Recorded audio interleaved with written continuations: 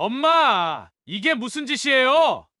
법적 조치라니 내가 엄마 아들이에요. 아들이라고? 내가 지금까지 아들 노릇했다고 생각하니? 이 몸이 아파서 약 한 봉지 사달라고 할 때는 어디 있었어? 밤새 통증에 시달릴 때는 어디 있었고? 네가 그렇게 좋아하는 호텔 뷔페, 제주도 여행 다 즐기면서 이 애미는 라면으로 연명하게 만든 게 내 아들이야? 엄마, 사업이 어려워서. 사업이 어렵다고? 새 차는 살 수 있던데? 처가 부모님이랑 백화점은 다닐 수 있던데? 이 어미 약값은 아까워서 못 주더니 명품 가방은 사줄 수 있더구나. 내가 널 어떻게 키웠는지 기억하니? 너 대학 등록금 내려고 이틀 동안 굶었던 적도 있어. 근데 지금 내 아들은 자기 애미 월세 40만 원이 아깝다고 2년을 미루고 있어. 엄마, 이제 그만 부르지 마. 6개월 줬으니까 그 안에 집 비워. 밀린 월세도 다 갚고. 안 그러면 법대로 할 거야. 이제는 내 삶도 찾아야겠어. 사연을 듣고 난 후 각자의 의견을 댓글로 남겨주시기 바랍니다. 사소한 댓글이라도 사연자분에게 큰 힘이 될 수 있습니다. 각색될 수 있고 사연자분의 입장에서 구성될 수 있습니다. 황자운 여사님은 23세 나이에 남편과 사별하고 홀로 2살배기 아들 인석을 키우게 되었습니다. 그녀는 아들을 위해 자신의 모든 것을 내려놓기로 결심했고 그 순간부터 그녀의 인생은 오직 인석을 향한 헌신으로 채워졌습니다. 어린 나이에 홀로 된 그녀는 주변에 재혼 권유도 뿌리치며 오직 아들을 위한 삶을 선택했습니다. 매일 새벽 4시면 일어나 인석의 도시락을 준비하고 밤늦게까지 식당 일을 하면서도 그녀의 얼굴에는 미소가 떠나지 않았습니다. 주변 사람들은 그녀의 고된 삶을 안타까워했지만 그녀는 언제나 담담히 대답했습니다. 그녀의 하루는 늘 바쁘게 돌아갔습니다. 새벽부터 일어나 시장에서 장을 보고 아들의 아침을 준비하며 학교에 보낸 후에는 식당에서 일했습니다. 점심시간이면 잠시 짬을 내어 아들의 학교 앞으로 달려가 도시락을 전해주었고 저녁 늦게까지 일하고 돌아와서는 아들의 숙제를 봐주었습니다. 내 아들만 잘 자라준다면 이 정도쯤이야. 그녀의 이런 말에는 깊은 사랑과 결연한 의지가 담겨 있었습니다.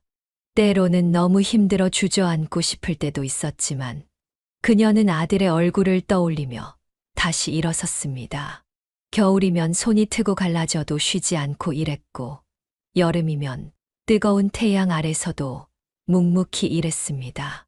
그녀의 헌신은 결실을 맺어 인석은 우수한 성적으로 고등학교를 졸업하고 명문대학교에 입학했습니다.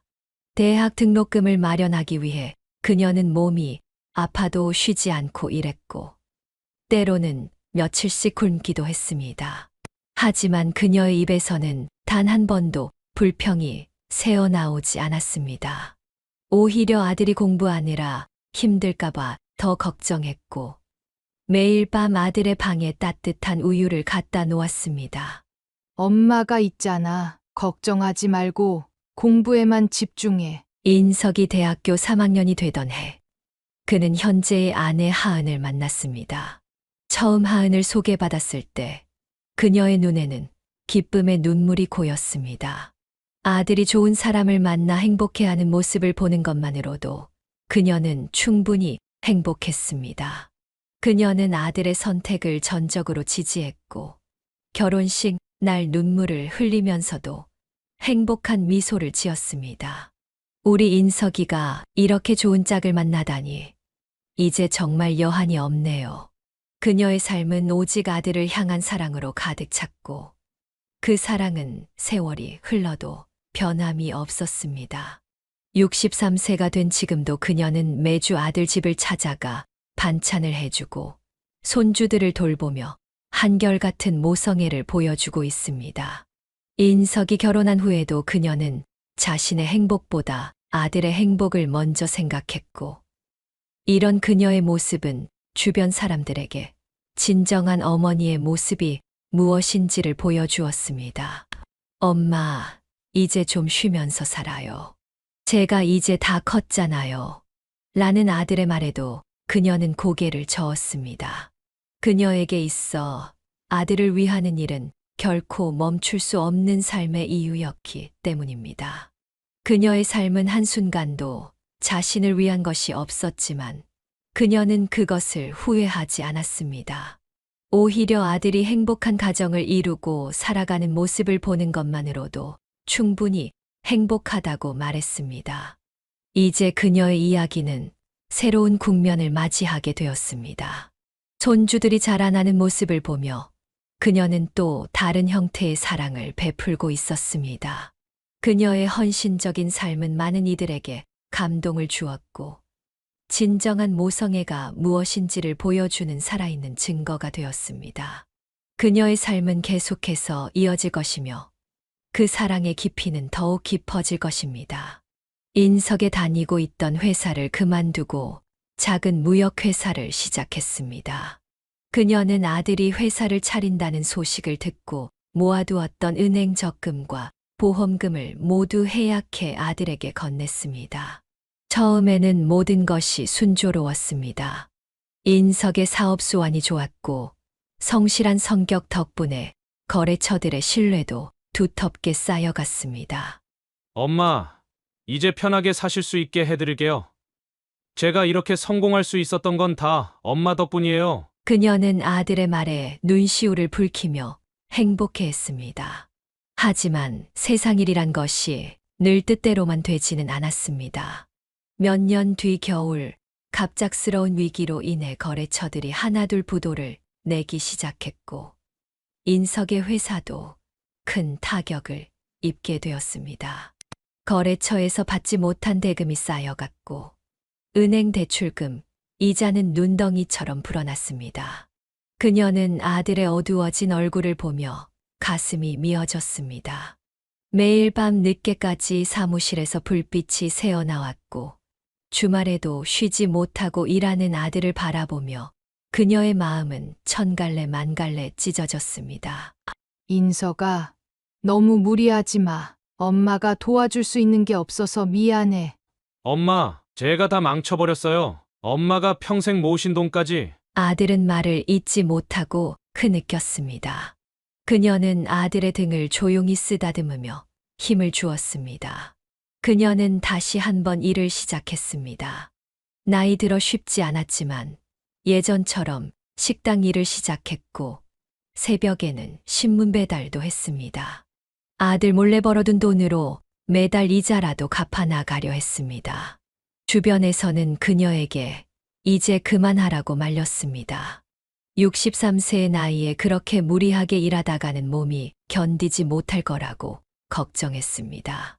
하지만 그녀는 묵묵히 자신의 길을 갔습니다. 내가 우리 인석이 키울 때는 이것보다 더 힘든 일도 했어. 이 정도쯤이야. 그녀의 이런 모습을 본 며느리 하은은 눈물을 흘리며 시어머니를 붙잡았습니다. 어머니, 저희가 알아서 할 테니 제발 쉬세요. 이러다 병나시면 어쩌시려고요. 하지만 그녀는 하은의 손을 잡으며 담담히 말했습니다. 하은아, 너도 알잖니. 자식 키우는 게 그런 거야. 내가 우리 손주들 키우면서 느끼는 그 마음. 나는 인석이가 40이 넘어도 여전히 그 마음이야. 늦가을의 어느 날, 퇴근 무렵 인석이 그녀를 찾아왔습니다. 평소와는 다른 무거운 발걸음으로 들어선 아들의 모습에서 그녀는 무언가를 직감했습니다. 남편과의 추억이 깃든 이 집에서 30년 넘게 살아온 그녀였지만 아들의 입을 열기도 전에 이미 마음의 결정을 내린 듯 했습니다. 엄마 죄송한데 부탁드릴 게 있어요. 인석은 머뭇거리며 말을 꺼냈습니다. 그녀는 아들의 어깨에 손을 얹으며 따뜻하게 말했습니다. 무슨 말인지 먼저 들어보자. 사실 회사가 어려워져서요. 은행 이자도 밀리고 직원들 월급도 주기 힘들어졌어요. 2년만 엄마 집에서 살게 해주시면 안 될까요? 제가 월세는 꼭 드릴게요. 그녀는 아들의 말이 채 끝나기도 전에 고개를 끄덕였습니다.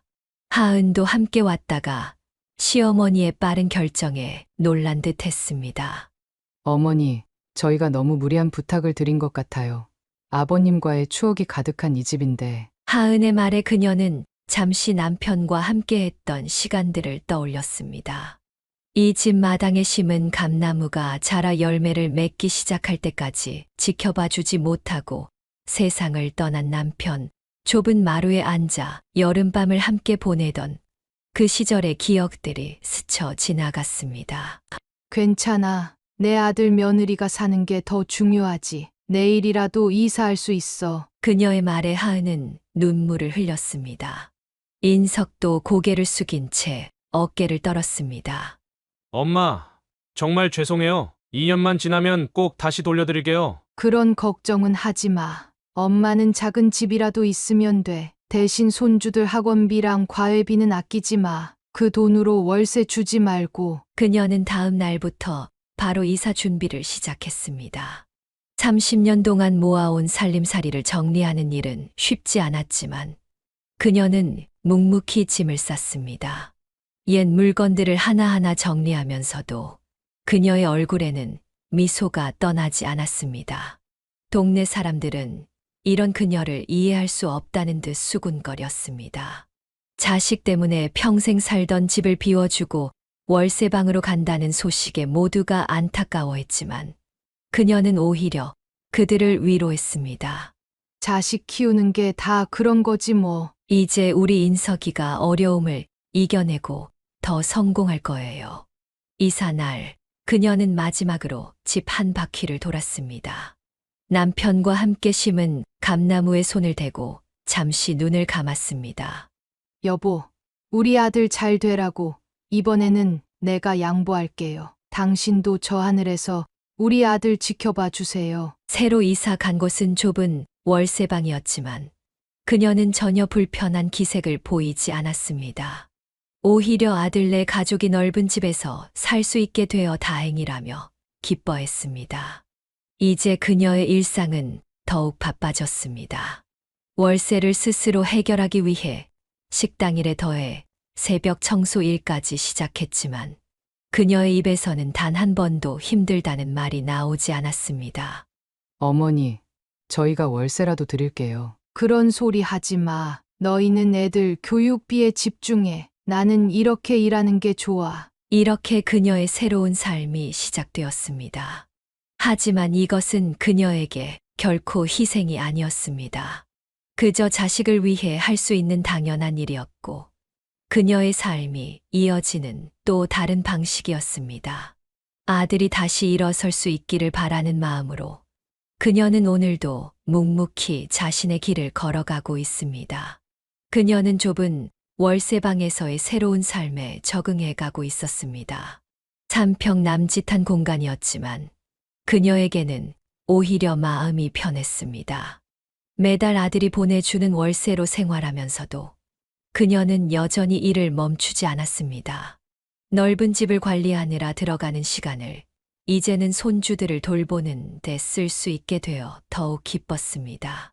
어머니, 이번 달 월세 보냈어요. 혹시 부족하신 건 없으세요? 하은의 전화에 그녀는 따뜻하게 답했습니다. 괜찮다.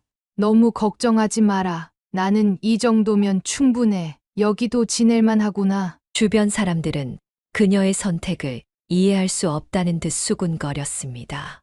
평생 살던 너른 마당이 있는 집을 내어주고 월세방으로 옮긴 그녀를 향해 안타까운 시선을 보냈습니다. 하지만 그녀는 이런 시선들을 개의치 않았습니다. 자온 씨, 그래도 평생 살던 집인데 너무하는 거 아닌가요? 이웃들의 걱정 어린 말에도 그녀는 담담히 미소 지으며 대답했습니다. 우리 인석이가 잘 되는 게 더 중요하지. 나는 이 정도면 충분해요. 매일 아침 일찍 일어나 손주들 도시락을 준비하고 그들의 등교를 도와주는 일상이 그녀에게는 더없이 소중했습니다. 좁은 공간이지만 손주들이 와서 공부하고 쉬어갈 수 있는 안식처가 되어주는 것에 큰 보람을 느꼈습니다.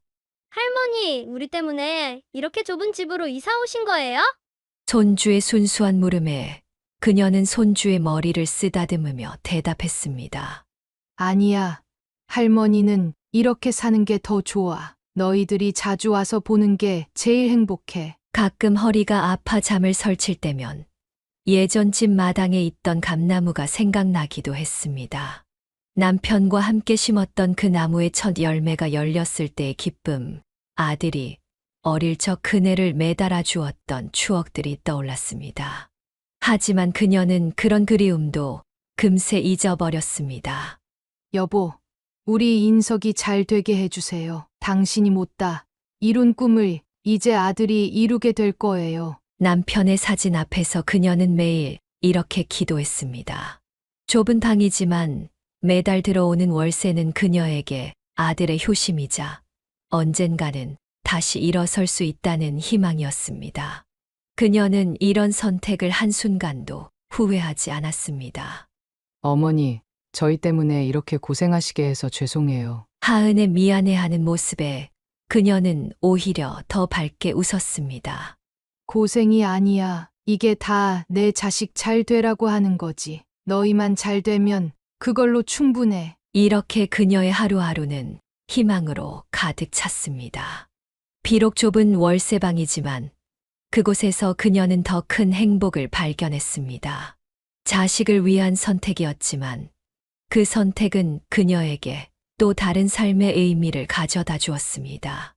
앞으로 2년이라는 시간이 결코 짧지 않겠지만 그녀는 그 시간도 감사하게 보내기로 마음먹었습니다.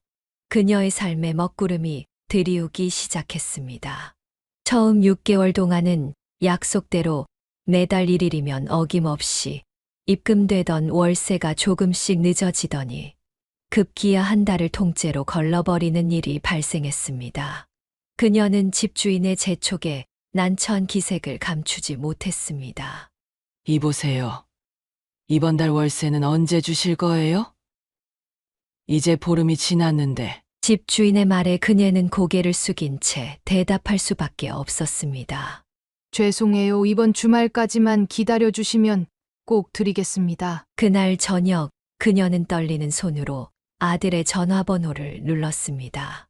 수차례 신호음이 울린 후에야 전화가 연결되었습니다. 인서가 이번 달 월세가 엄마, 죄송해요. 이번 달은 거래처에서 돈이 안 들어와서 다음 달에는 꼭 2달치 보내드릴게요. 하지만 다음 달도 그 다음 달도 상황은 나아지지 않았습니다. 그녀는 결국 청소일을 하나 더 늘렸습니다. 새벽 2시에 일어나 첫 번째 건물을 청소하고 5시부터는 두 번째 건물, 낮에는 식당 일까지. 그녀의 하루는 점점 더 빽빽해져 갔습니다. 어머니, 전화도 안 받으시고 무슨 일 있으세요? 어느 날 하은이 찾아왔을 때 그녀는 피곤해 지친 몸을 이끌고 겨우 문을 열었습니다. 아니야. 그냥 좀 바빠서. 하지만 며느리의 눈에 그녀의 초라해진 모습이 그대로 보였습니다. 방 한 구석에 쌓인 청소도구들, 여기저기 붙어있는 파스, 식은 밥과 라면 봉지들. 어머니, 이러시면 안 돼요. 제가 인석이한테 얘기할게요. 하은아, 그러지 마라. 인석이가 얼마나 힘들겠니? 내가 알아서 할게. 그날 이후 하은은 몰래 반찬을 가져다 주곤 했지만 상황은 나아지지 않았습니다. 오히려 인석은 점점 더 연락을 피하기 시작했습니다. 명절에도 회사 일이 바빠서 라는 문자 한 통으로 대신했습니다. 여보, 우리 인석이가 이럴 줄은 몰랐네요. 남편의 영정 앞에서 그녀는 끝내 눈물을 보이고 말았습니다. 허리는 점점 더 굽어갔고 무릎의 통증은 날이 갈수록 심해졌습니다. 하지만 병원에 갈 여유조차 없었습니다. 월세를 내기 위해 쥐꼬리만한 적금마저 해약해야 했습니다. 동네 사람들은 이제 그녀를 볼 때마다 한숨을 쉬었습니다. 자운 씨, 그렇게 잘 키운 아들이 어쩌다가 아들 믿고 집까지 내어줬더니 그럴 때마다 그녀는 급하게 자리를 피했습니다. 아들의 흉이 나오는 것을 듣고 싶지 않았기 때문입니다. 하지만 현실은 점점 더 냉혹해져만 갔습니다.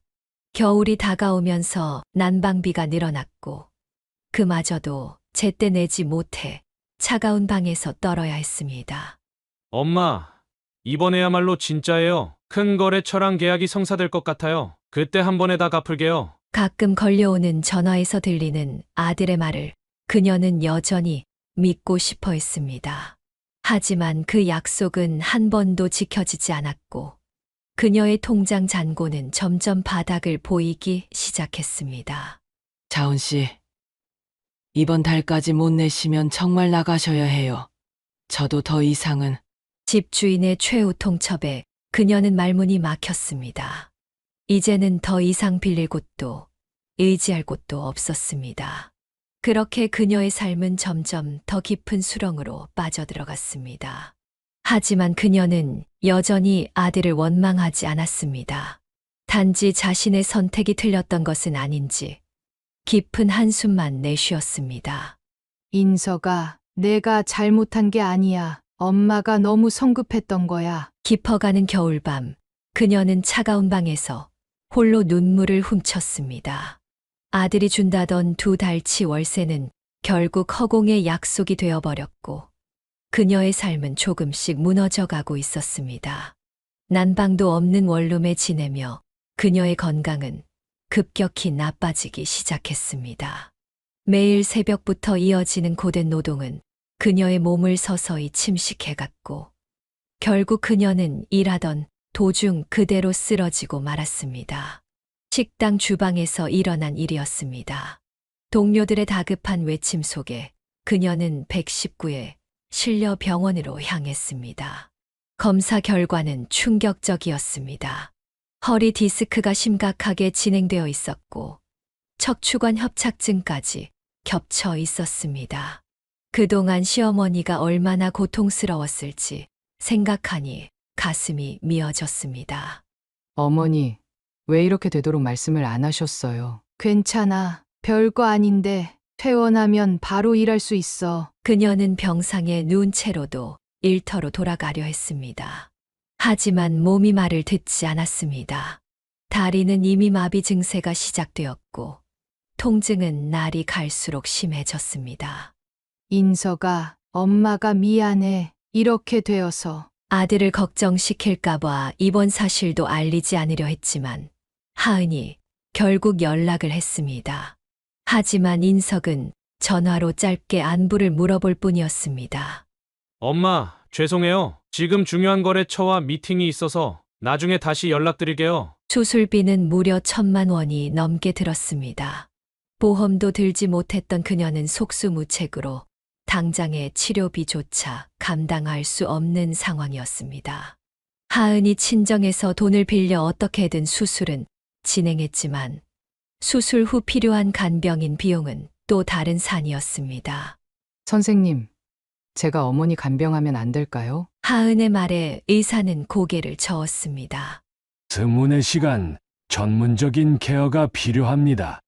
최소 2달은 전문 간병인의 도움이 필요해요. 병실에 누워 이 모든 대화를 듣고 있던 그녀의 눈에서는 눈물이 흘러내렸습니다. 평생 남의 도움 없이 살아왔던 그녀였지만 이제는 혼자 화장실도 갈 수 없는 처지가 되어버렸습니다. 죄송해요. 내가 이렇게 될 줄은 몰랐네. 밤이면 찾아오는 통증에 그녀는 홀로 이를 악물어야 했습니다. 간병인을 구할 수 없어 보호자 없는 밤을 보내야 했고 그때마다 그녀는 남편을 떠올렸습니다. 여보, 이제 나도 당신 곁으로 가고 싶어요. 하지만 그녀의 투병 생활은 겨우 시작에 불과했습니다. 의사는 최소 6개월의 재활 치료가 필요하다고 했고 그 기간 동안 일을 할 수 없다고 했습니다. 월세는 이미 3개월째 밀려 있었고 병원비는 나날이 늘어만 갔습니다. 어머니, 이러다가 정말 큰일 나요. 인석이한테 다시 한번 얘기해 볼게요. 하은의 말에 그녀는 힘없이 고개를 저었습니다. 그러지 마. 우리 인석이도 지금 너무 힘들 텐데. 그렇게 그녀의 병상 생활은 이어졌고 통장 잔고는 바닥을 보이기 시작했습니다. 평생 모은 돈은 이미 바닥났고 이제는 하은이 가져다 주는 반찬으로 겨우 끼니를 이어가야 했습니다. 그녀의 건강은 나날이 악화되어 갔지만 제대로 된 치료를 받을 수 있는 길은 요원해 보였습니다. 병원 복도에서 마주친 모자의 대화는 차가웠습니다. 2달 만에 겨우 병문 안을 온 인석은 의료비 청구서를 들고 한숨만 내쉬었습니다. 엄마, 이게 도대체 얼마예요? 회사도 이렇게 어려운데 이런 비용을 어떻게 감당해요? 그의 목소리에는 원망의 기색이 역력했습니다. 그녀는 병상에 누운 채 아들의 눈치를 살폈습니다.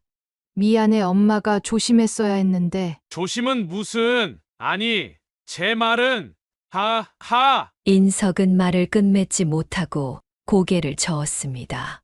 간병인은 내가 알아서 할게. 너무 걱정하지 마. 그녀의 말에 인석은 갑자기 목소리를 높였습니다. 알아서 하시겠다고요? 엄마, 지금 월세도 밀려있고 병원비도 이렇게 나오는데 무슨 돈으로요? 그리고 집은 어떻게 하실 건데요? 병실 안의 공기가 얼어붙었습니다. 옆 병상의 환자들도 불편한 기색이 역력했습니다. 인석아, 미안해. 죄송하다고 하지 마세요. 그 말씀만 하시지 말고. 정말 미치겠네. 인석은 자리를 박차고 일어났습니다. 그때 병실 문이 열리며 하은이 들어왔습니다.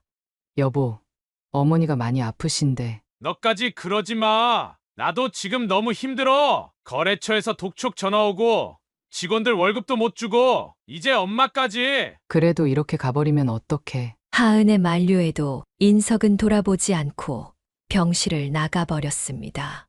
그녀는 아들의 뒷모습을 바라보며 눈물을 흘렸습니다. 다음 날 주치의가 회진을 왔습니다. 어머님, 이대로는 퇴원하기 어려우세요. 전문 간병인의 도움이 반드시 필요합니다. 하은이 조심스럽게 인석에게 전화를 걸었습니다. 여보, 어머니 상태가 생각보다 심각해. 간병인이라도. 지금 나한테 그런 말 하지 마.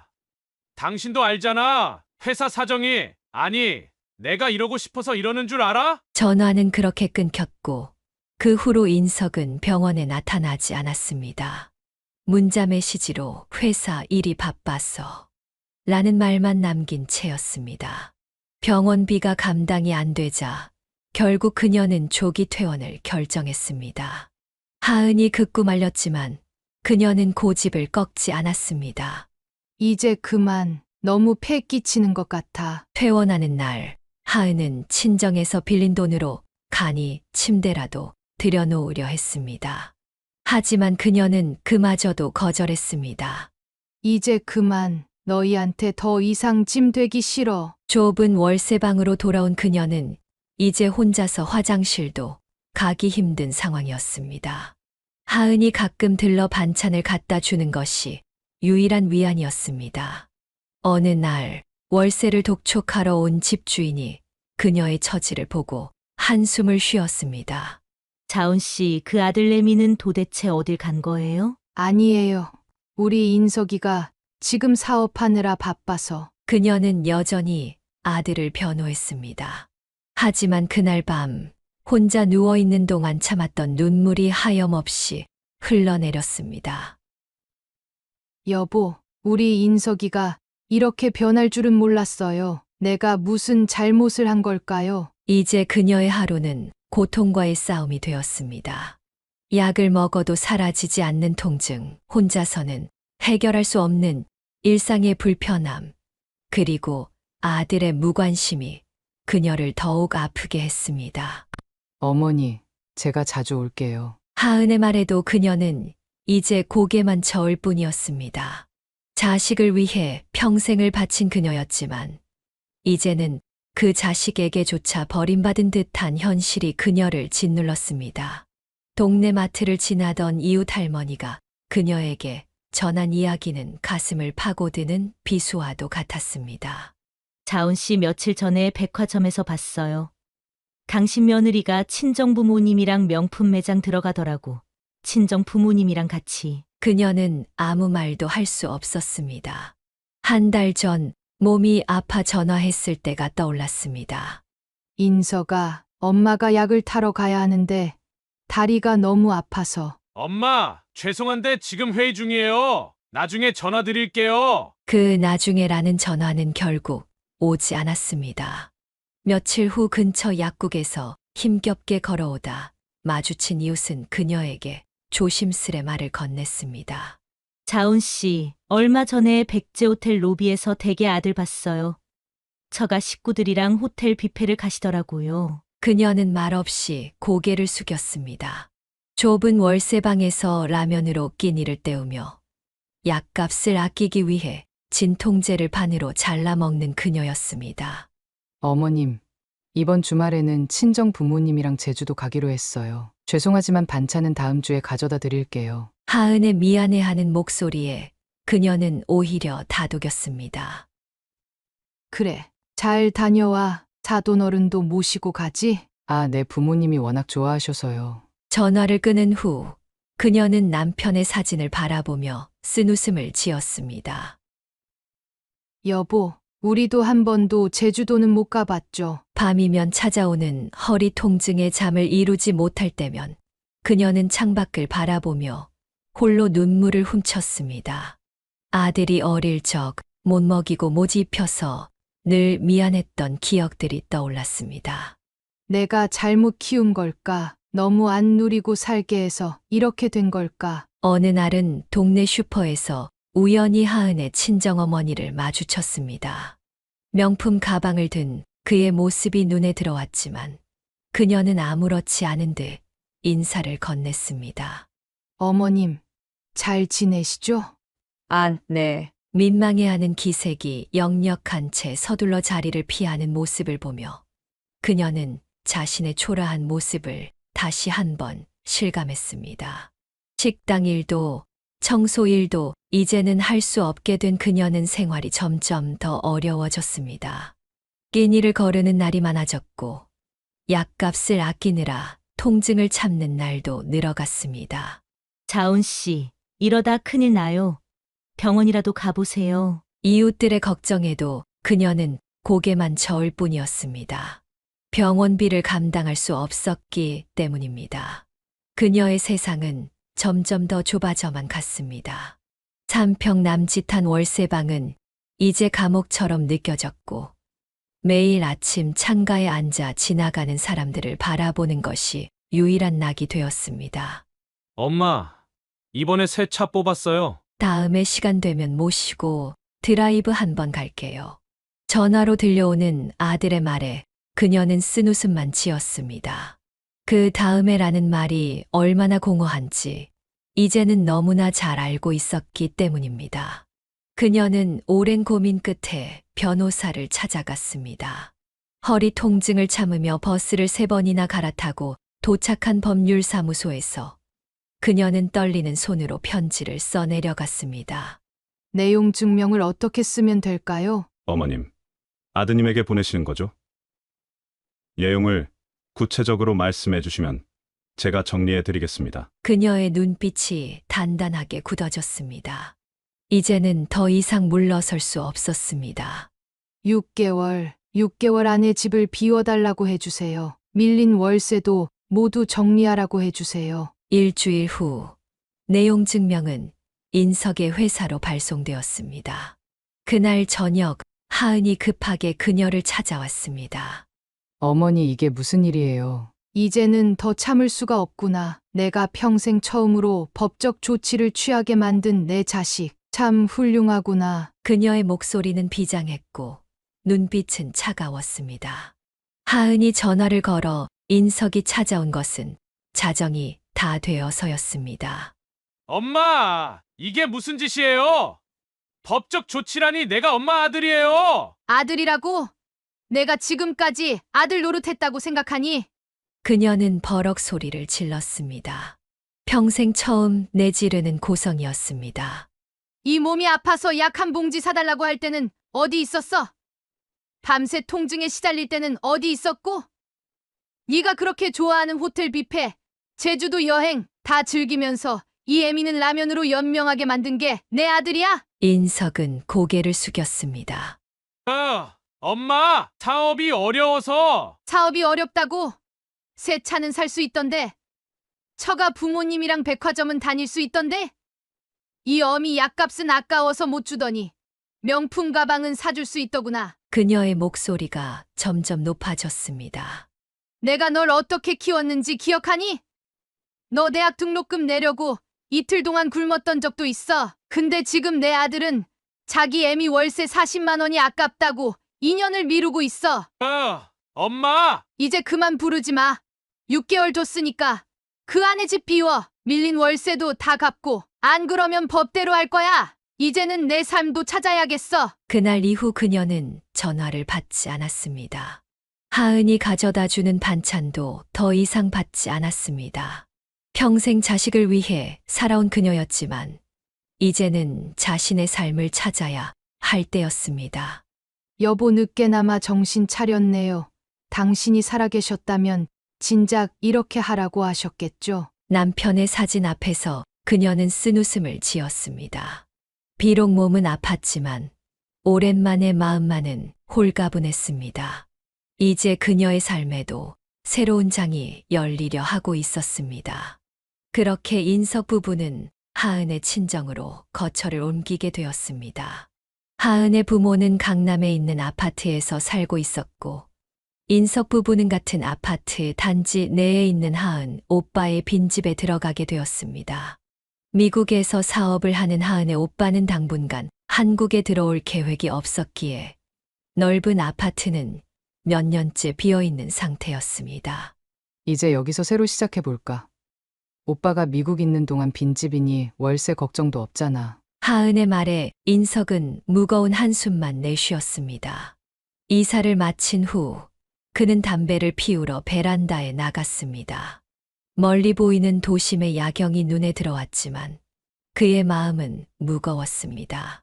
여보, 어머님한테 연락이라도 한번. 됐어. 이제 와서 무슨. 인석의 퉁명스러운 대답에 하은은 더 이상 말을 잇지 못했습니다.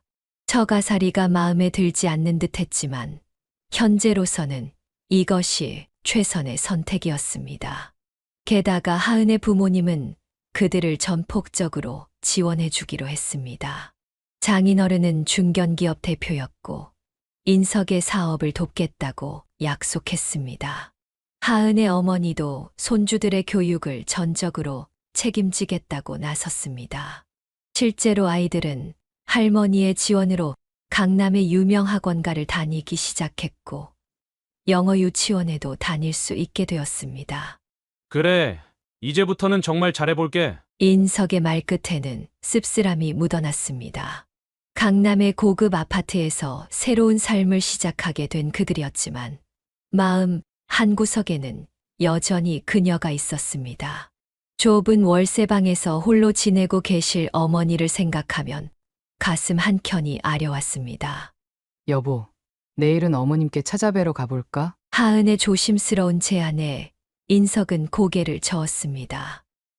아니, 아직은 조금만 더 시간이 지나면. 그렇게 시간은 흘러갔고 처가의 도움으로 그들의 생활은 점점 안정을 찾아갔습니다.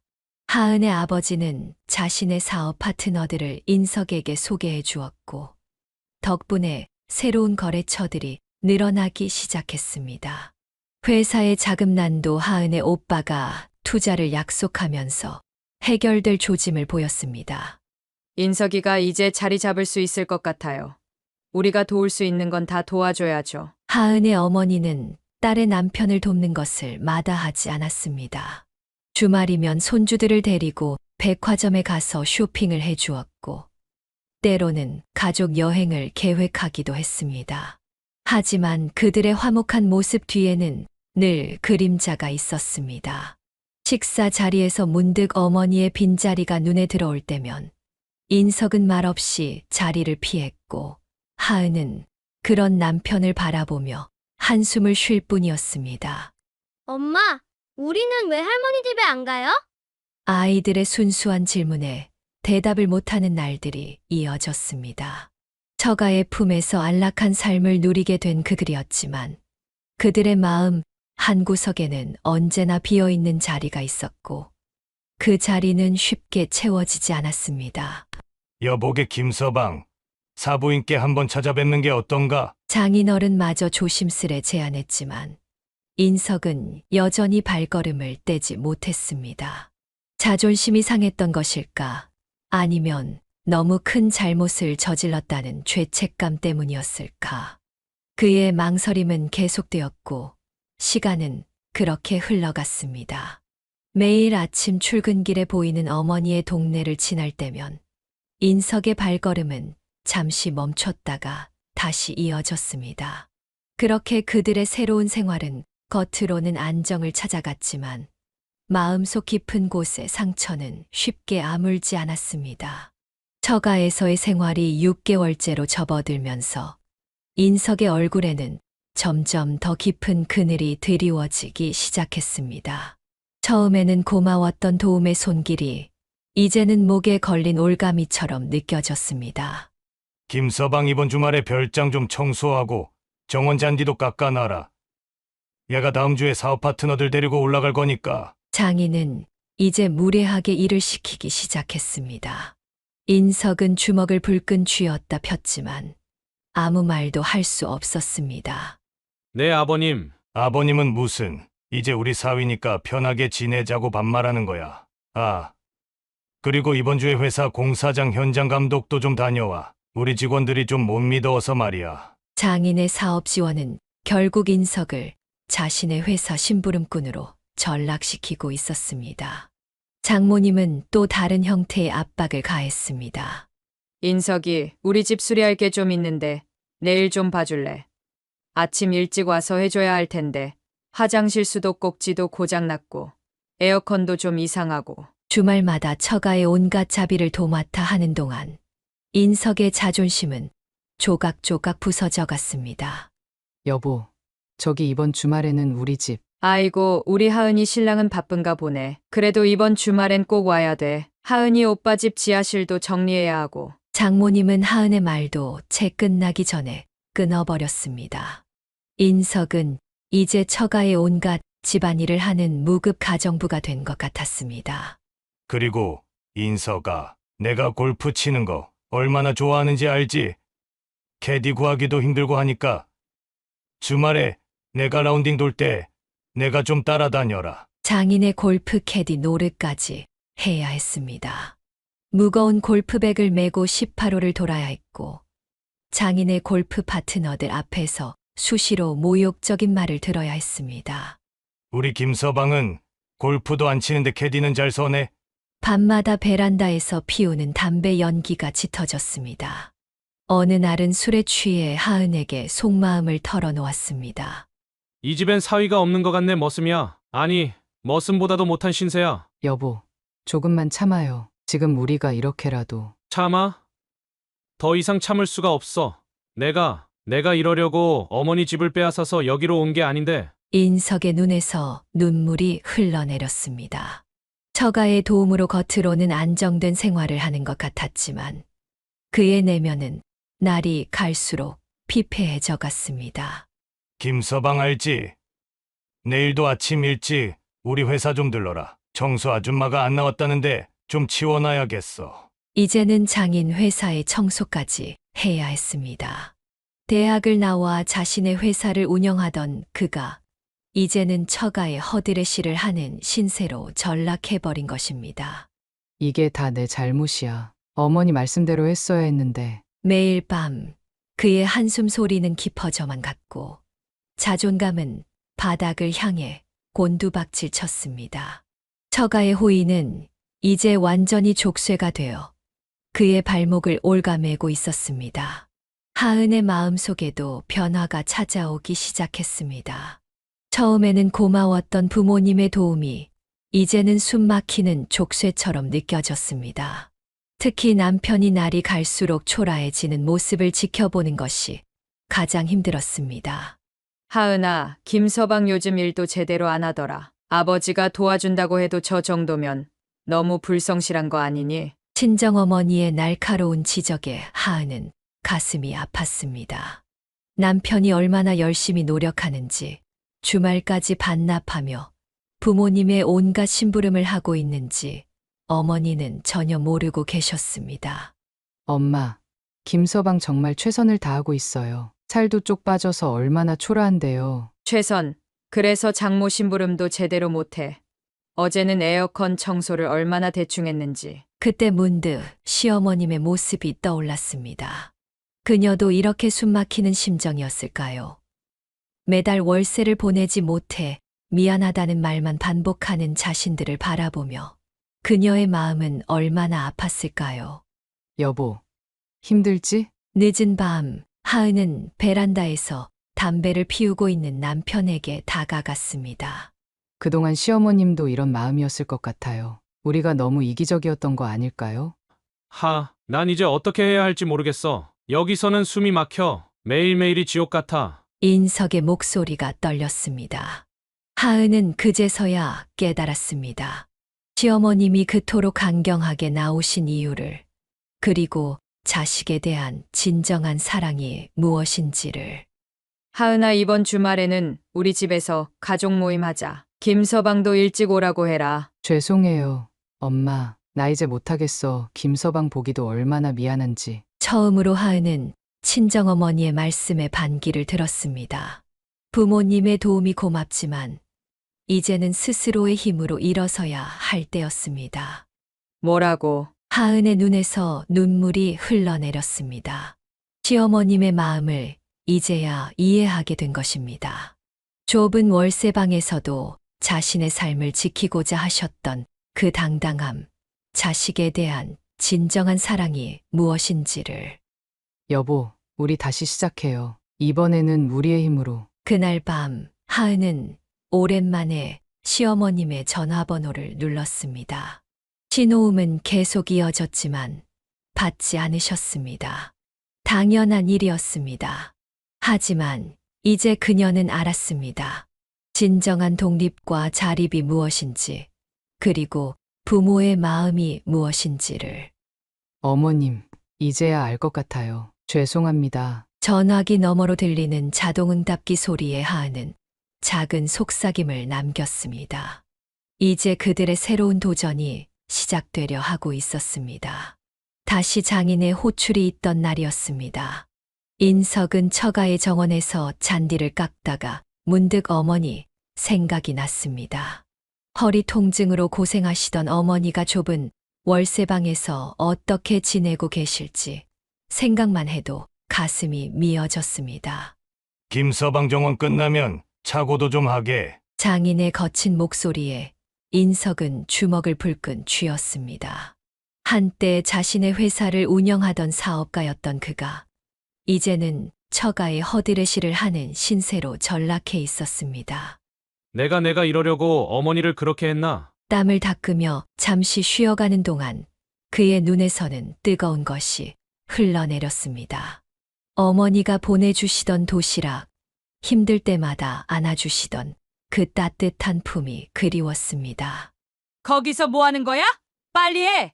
오늘 저녁에 손님 올 거야! 장모님의 재촉에 그는 다시 허리를 굽혀야 했습니다.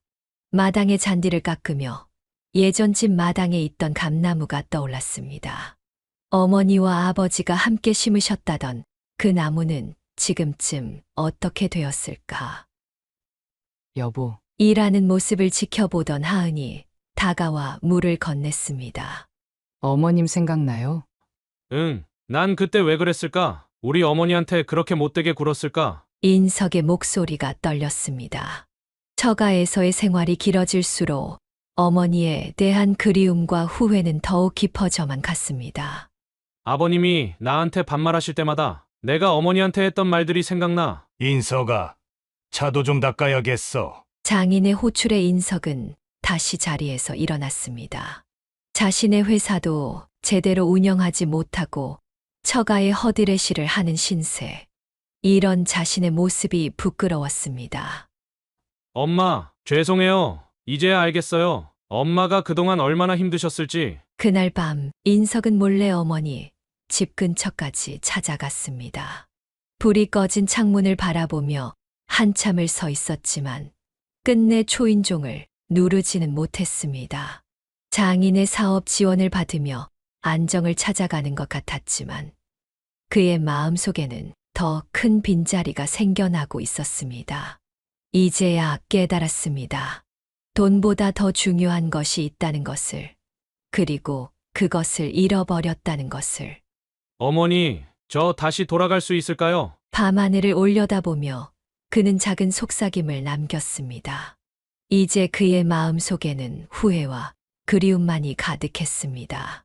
인석은 오랜 고민 끝에 어머니의 집을 찾았습니다. 30년 넘게 살아오신 그 집, 자신이 자라온 그 집 앞에서 그는 한참을 망설였습니다. 어머니, 계세요? 떨리는 목소리로 문을 두드렸지만 대답은 없었습니다. 옆집 아주머니가 나와 말을 걸었습니다. 자운 씨는 병원에 입원하셨어요. 허리가 더 악화돼서. 인석의 얼굴이 창백해졌습니다. 서둘러 동네 병원들을 수소문한 끝에 어머니가 계신 곳을 찾아냈습니다. 병실 앞에 서서 그는 또다시 망설였습니다. 여보, 등 뒤에서 하은의 목소리가 들렸습니다. 아내는 남편의 어깨를 살며시 밀어주었습니다. 이제는 용기를 내요. 병실 문을 열자 창가에 누워 계신 어머니가 보였습니다. 예전보다 훨씬 야위어진 모습에 인석의 눈시울이 붉어졌습니다.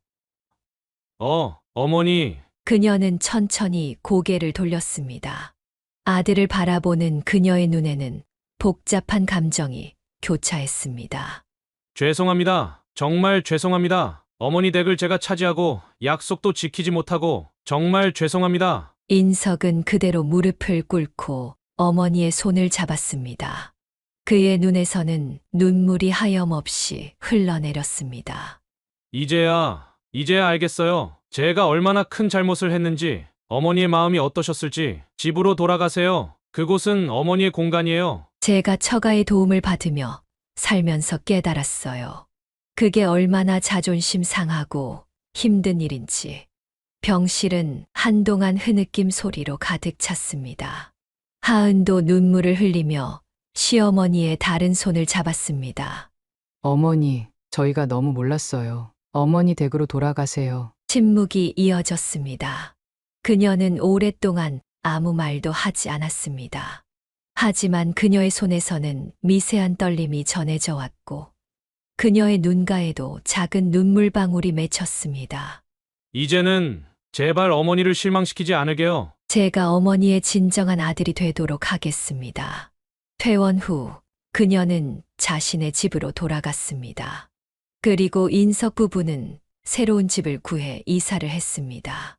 이제 그들은 처가의 도움 없이 스스로의 힘으로 살아가기로 했습니다.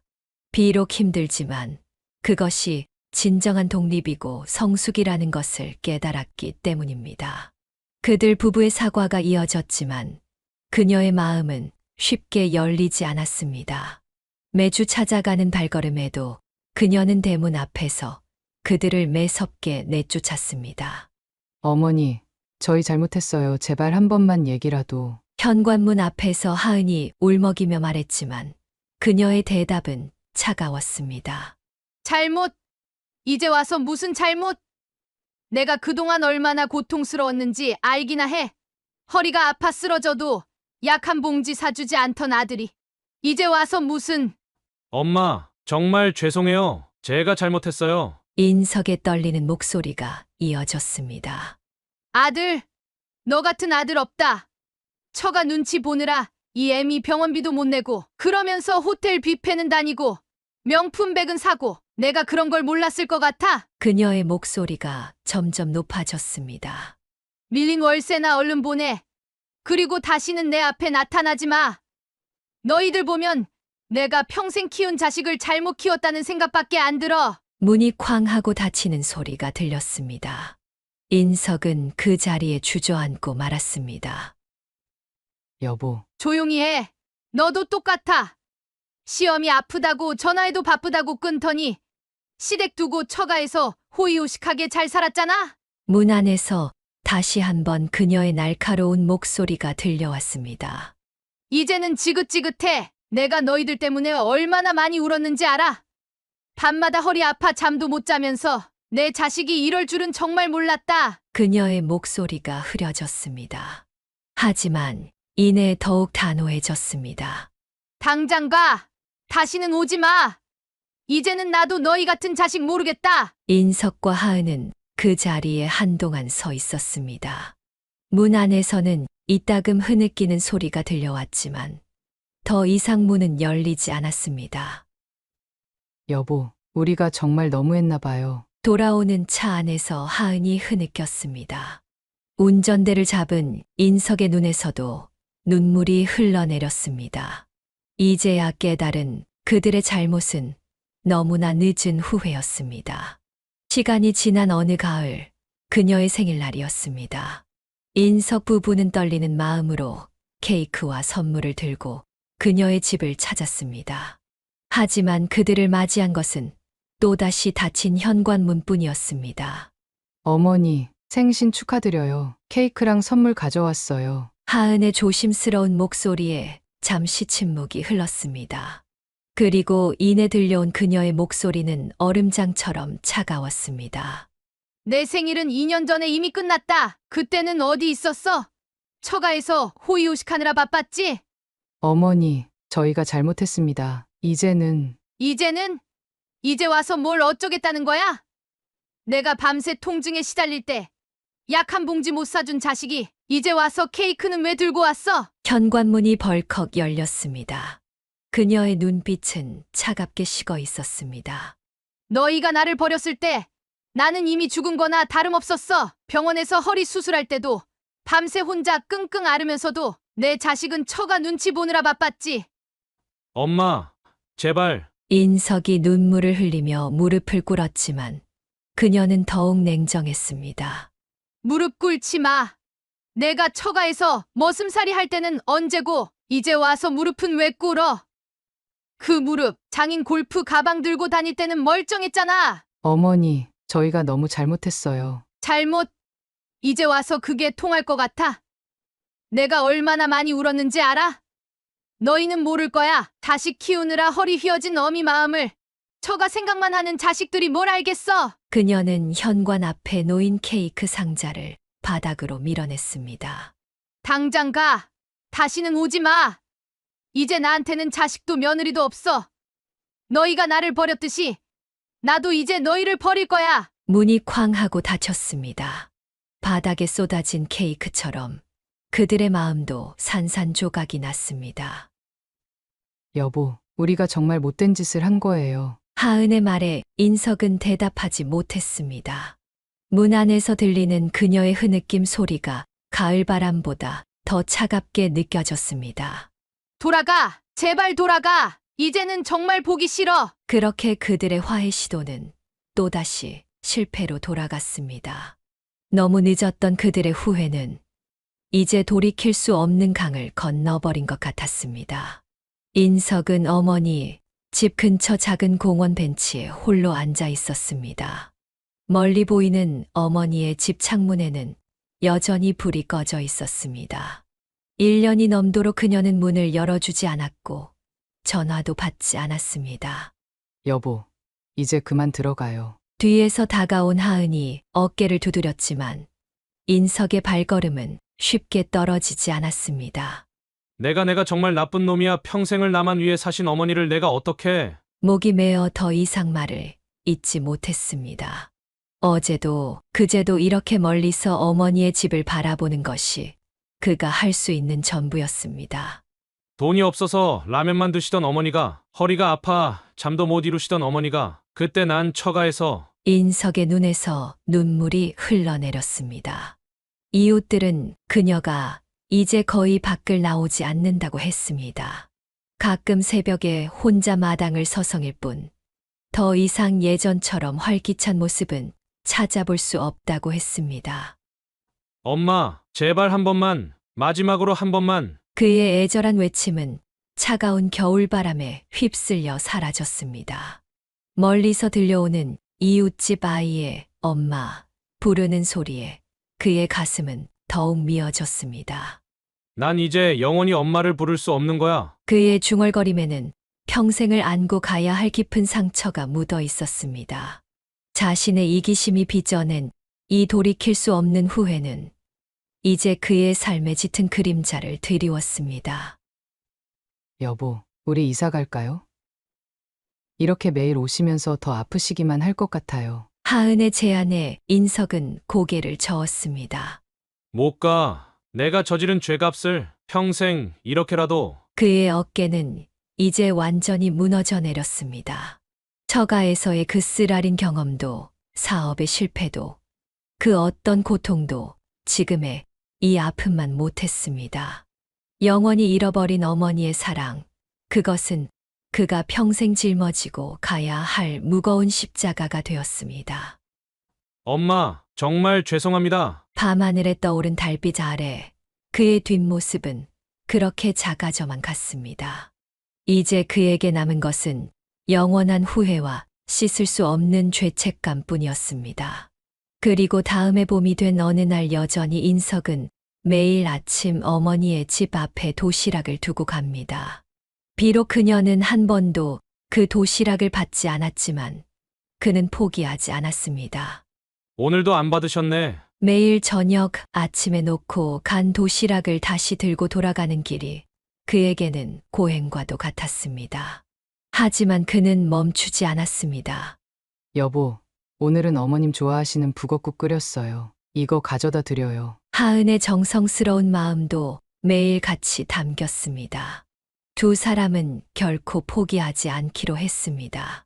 난 평생 이렇게라도 어머니의 용서를 구할 거야. 내가 얼마나 큰 잘못을 했는지 이제야 정말 깨달았으니까. 매일 아침 도시락을 놓으며 매주 주말 집 앞에서 어머니를 기다리며 그는 다짐했습니다.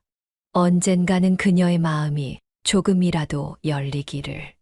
그때를 위해 그는 오늘도 어머니의 집 앞에 서 있습니다. 엄마, 제가 평생 이렇게 기다릴게요. 언젠가는 저를 다시 한 번만 봐주세요. 차가운 새벽 공기를 가르며 그의 간절한 마음이 담긴 도시락이 또다시 현관 앞에 놓여졌습니다. 비록 지금은 닫혀 있는 문이지만 언젠가는 반드시 열릴 것이라 믿으며 그는 오늘도 그렇게 어머니를 기다립니다. 이제 제가 진정한 아들이 될게요. 그날까지 절대 포기하지 않을게요. 그의 발걸음은 무겁지만 희망만은 결코 놓치지 않으려 합니다. 어머니의 용서를 받는 그날까지 그는 이렇게 계속해서 노력할 것입니다. 사연을 듣고 댓글을 남겨주시기 바랍니다. 사소한 의견일지라도 사연자분에게는 큰 힘이 됩니다. 노골적인 악성 댓글은 사연자분에게 상처가 될 수 있으니 삼가주시기 바랍니다.